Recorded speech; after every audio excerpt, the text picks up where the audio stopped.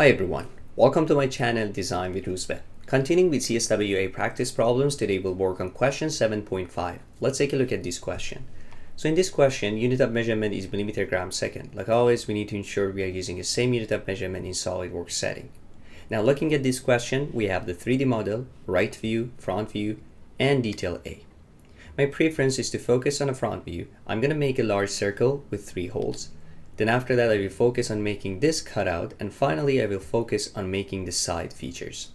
So with this introduction, let's jump into SolidWorks and start modeling this part. In SolidWorks, first we need to check unit of measurement, and you can see that we have millimeter gram second, which is a correct unit of measurement. Now click on a sketch and choose front plane. Here, let's make a circle. The diameter of this circle should be 250 millimeter. Now I need one more circle inside it, so click on circle command and let's make a circle here.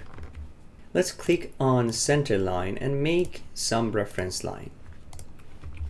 According to the front view, the diameter of this inner circle should be 25 millimeter.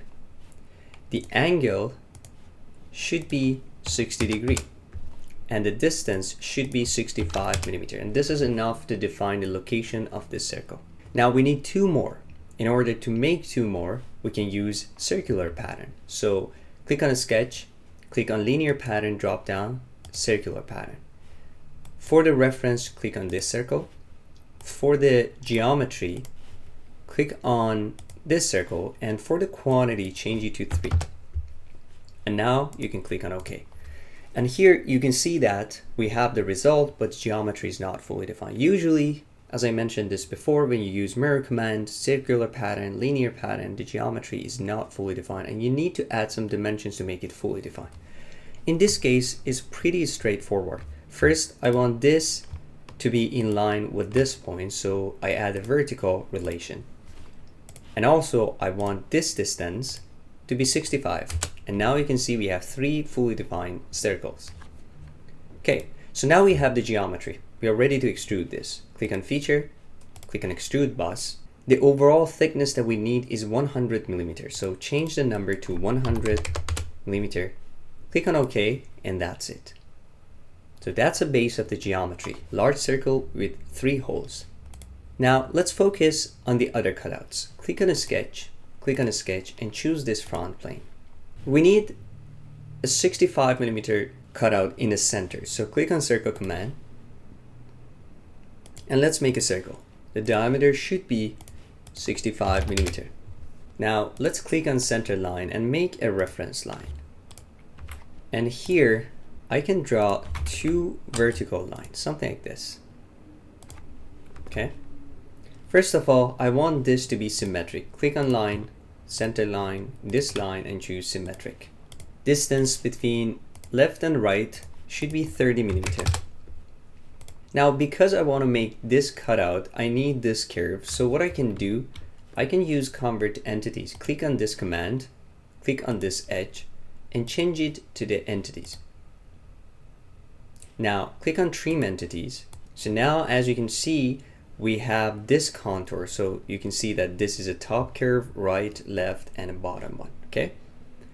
Now we are ready to cut extrude this. Click on feature. Click on extrude cut, and then here click on this and click on these contours. Now for the depth, change this number to 70, click on OK, and that's it. So that's a cutout that we must have. Now in order to make 3 of this cutout, we can simply use circular pattern. Click on feature, click on pattern, and then circular pattern. For the reference circle, choose this circle. For the quantity, change it to 3, and now you can see the preview. I understand that we also include the main circular section, but it really doesn't matter because that's a hollow section. If we make 3 copies of it, it's not going to affect the geometry, right? So at the end of the day, we can get these 3 main cutout that we want. Click on OK, and that's a final cutout. Awesome, so now we have this feature. Now it's time to focus on a side cutout. So let's click on a sketch, and for this one, I'm gonna focus on the right plane. Here, click on circle command and let's make a circle. The diameter of this circle should be 20 millimeter. Distance from the center point to center point of the geometry should be 90. And distance between this point and the front side of the geometry should be 30 millimeter. Okay, so now we have this sketch. As you can see, it's right here. First, what I'm gonna do, I'm gonna extrude cut this all the way to the surface. So click on feature, click on extrude cut, and for the direction, change it to through all both sides. We need a through hole with 20 millimeter diameter all the way to the sides. So click on OK, and that's it. So that's the first cutout. Now we also need a 35 millimeter cutout with 55 millimeter distance from the right plane. So click on a sketch, and again choose right plane. Make a circle here. The diameter should be 35 millimeter. And now if I rotate it, you can see the circle. Click on feature, click on extrude cut. However, this time we need to change this extrusion. First of all, uncheck this direction too. I want to go only in one direction, okay? Now, because I want to start this cutout 55 millimeter away from the right plane, from this tab, click on the drop-down menu and choose offset. And here simply define 55 millimeter offset. Now you can see the starting point change to this.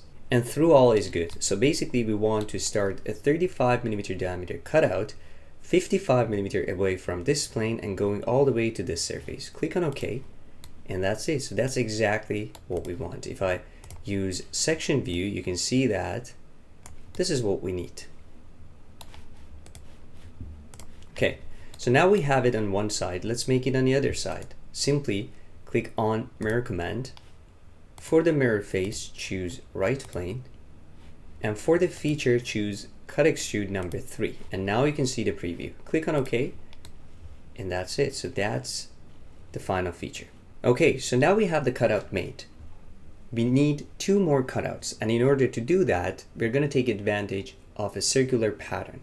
Click on feature, click on linear pattern, and click on circular pattern command. For the circle, choose this reference circle. For the feature, click on the drop-down menu. We need cut extrude 1. This is a base cutout. We also need the second cutout, which is a 35 millimeter cutout. And we also need a mirror command. So we need to select these 3 commands. And now you can see the preview. Click on OK, and that's it.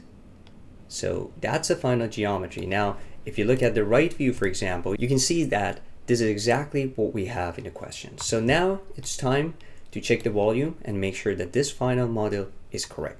Let's go back to the question and check the volume.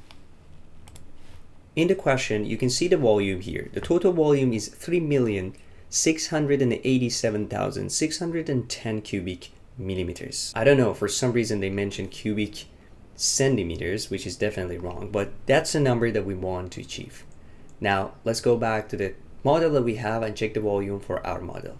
In SolidWorks, in order to check the volume, you can click on Evaluate and then Mass Properties. And here you can see the total volume. The total volume that I have for this model is 3,687,483 cubic millimeters.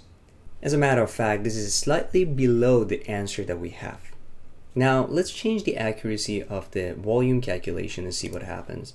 If I increase the accuracy, now you can see that I have 3,687,632 cubic millimeters.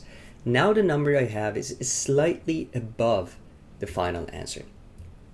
I mean, this is clearly telling me that there's something wrong with the final answer provided, because depending on the accuracy, first of all, the number that I have here is really close to the final answer. Okay?